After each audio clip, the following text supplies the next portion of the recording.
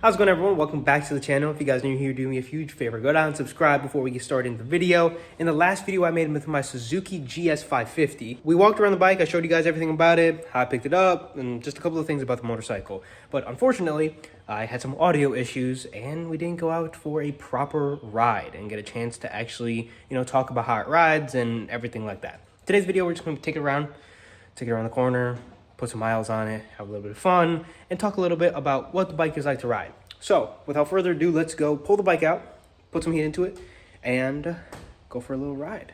Put some gear on, rather than having no gear. Ideally, I should be wearing my jacket and my proper gloves, but it's hot, which I suppose is not an excuse. Like I was saying, I am listing this bike up for sale probably in the next 2 weeks or so. I think it should sell fairly quickly. I'm probably going to price it pretty aggressively. There are a few reasons why I am listing it for sale, and none of them have to really do with the Suzuki 550 being a bad bike or anything. It's actually a really good bike. This specific example just needs a little bit more work than I'm willing to do to it, I suppose. I mean, it rides really nicely. It just needs some minor tweaks. The front end looked at, the fender's missing. But the big thing for me is I don't really want to do those small things because I have other motorcycles that I'd rather do some of those things too. Right here, the clutch on this bike is not happy. It definitely needs to be adjusted. I think the line itself is slipping. I'm actually really impressed overall, actually, with the GS550. I thought the bike would feel like it was missing a little bit of power, like a smaller machine, whatever. I'm 6 foot and I fit incredibly comfortable on this bike. I don't feel too big, I don't feel too small, obviously. It's a nice bike. A lot of people, I think, just complain too much about, oh, you can't be, I know I've seen multiple people that have the 750 say, oh, this bike is made for taller people, like over 6 foot or 5'11", and I've seen a couple of listings on the 550 saying it's not made for someone over 5'9", which is not true whatsoever. I could be a couple inches taller even and be just as comfortable as I am. You can be like any height, right? I mean, I touch the ground just fine. It does feel like a smaller bike between my legs, but I've rode smaller bikes and I have no complaints from those either. This bike had its carbs professionally rebuilt a few years back. It also had its forks resealed professionally and a few other service items. The things this bike needs are like mirrors, the front fender, the front end needs alignment, because I think it was like a low speed or like in the garage it was dropped. I'm not sure why this bike is turning off on me today though. After riding a CB750, I thought this bike would feel a little bit slower than a CB750 just because it has dual overhead cams, but it's still a 550. I haven't rode my CB550 yet, but those are all single cammed on top, while this has the duals. And this bike is so impressive, it almost feels like a 700 or a 750 would because of those cams and the power band that it has. We got to keep in mind that the 750 had dual overhead cams, and that bike eventually became the GSXR 1000 motor, and people push like 300 horsepower out of those motors, which is crazy to think about. And this is kind of like a baby version of that motor. Obviously 300 horsepower is heavily modded, of course. You know what? I think I'm running out of gas. I think I'm running out of gas. Oh no. Alright, let's see if we can limp it to the station. I said this in the last video, I think, that I don't know how much gas is in this bike because I've never filled it up. Well, I think it's about to come and bite me because I do not have gas.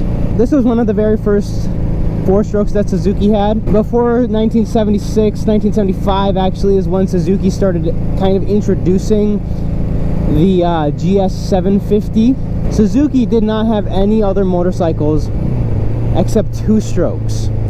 And they had a rotary. Then with the introduction of the 750.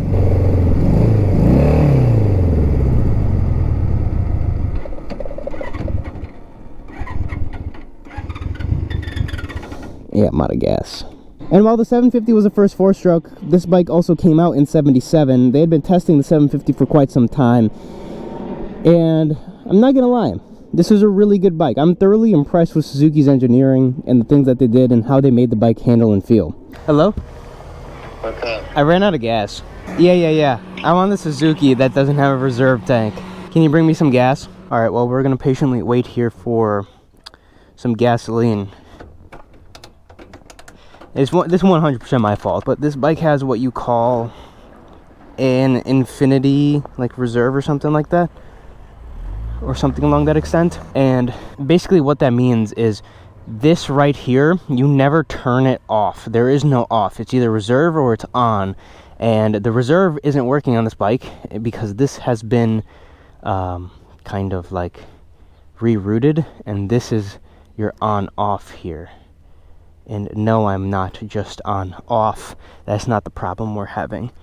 I didn't know how much gas I had. I probably should have just topped it off with like a half gallon or something. We'll be back to the program in just a second. There goes the service vehicle. And we're back. And I have no reserve. It's either got fuel or it doesn't. And this bike is incredibly well balanced.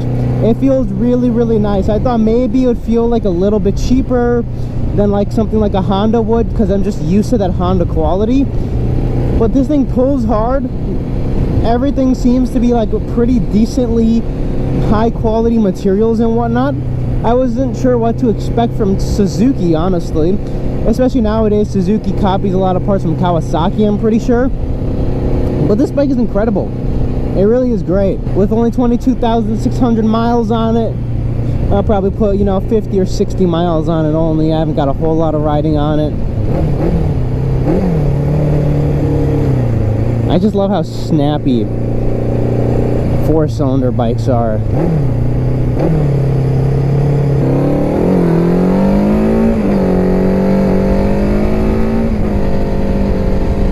See, it has that little bit of bite that it shouldn't have on the clutch.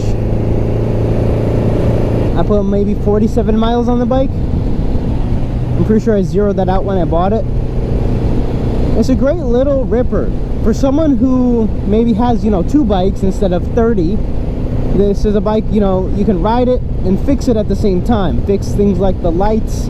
I'm pretty sure the neutral light is burnt out. Give it a nice little alignment in the front. Exhaust is in good condition. One of the headers could use a little bit of work. It's just the small stuff that I'm like, I probably would never do it, and I would just ride it around here and there. And I have so many other bikes to just ride around here and there to leave as is. If I ever did get another 550, which, I might end up buying, because you never know with me. I'm trying to get a 750 right now, and like lately I've been trying to buy different types of bikes. I'm trying to find a 2-stroke RD, 2-stroke Suzuki's. This bike is very in line with the 750, which I would rather have a 750.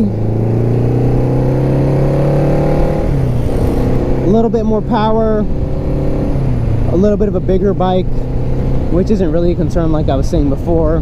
But I think the 750 long term would be a better bike to have in the collection than the 550. I don't know, maybe that's just me.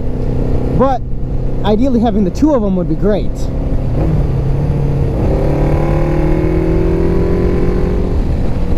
But you can't hang on to all of them. The gear ratios in this bike are actually really close. Like, that's 2 downshifts, and it almost lives in the exact same RPM range. The biggest thing I was impressed about was how great the power band in the bike is. Like, it's really powerful, especially when you compare it to a lot of these vintage bikes. Those cams, when they hit, are just phenomenal. It definitely has opened my eyes up a little bit to Suzuki's and learning a little bit more about them. If anyone's interested in this bike or any of my other bikes, or you have a bike for sale, let me know. My email is in the description down below. That's all I have for this video. As always, if you did enjoy this video, leave me a like, subscribe to the channel, and as always, I will see you guys in the next video.